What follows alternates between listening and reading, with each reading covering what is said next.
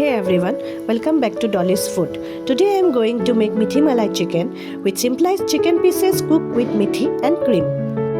Place the chicken pieces in a clean surface and make a small cut on it.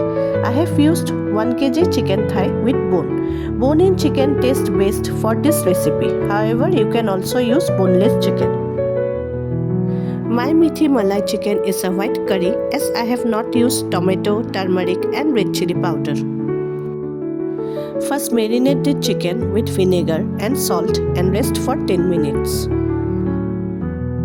Acidic ingredients like lemon or vinegar can improve its flavor and tenderness. It can help kill harmful bacteria on the meat surface. After 10 minutes, drain out all the extra water. Now let's start making it.